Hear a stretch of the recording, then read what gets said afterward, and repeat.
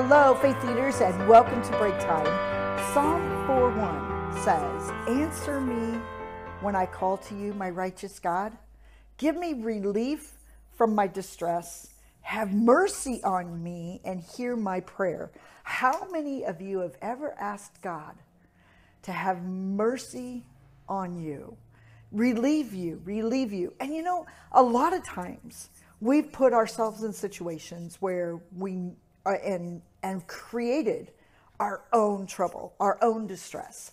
And it's at that moment we know we're at fault. We know that we're the ones that had something to do with the stress that we're in. It's at that moment mercy is what we need.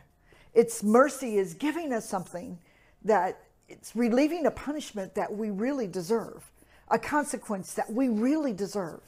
And so for many of us, right in the midst of our workplace, we need mercy. You know, maybe we've done it. We've all made mistakes.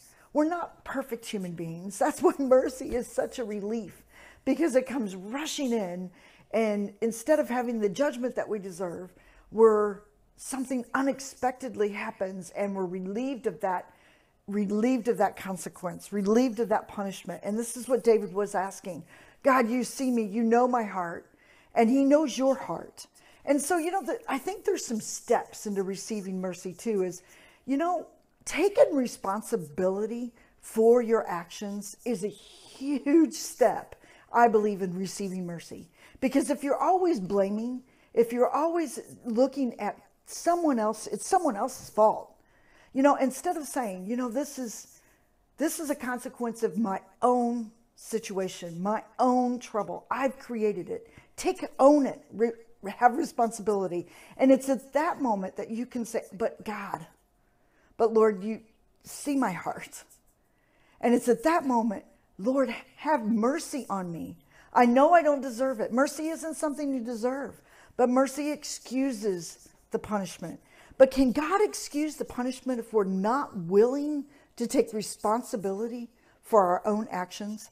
If we're constantly blaming, if we're constantly trying to run away from the trouble that we've created, how can God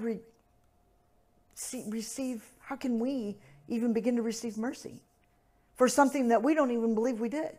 So I believe the first step here is, faith leaders, let's take responsibility for our own actions. Let's own them and allow God to show us that he is just, but he is a merciful, just God. So the question is, are you taking responsibility?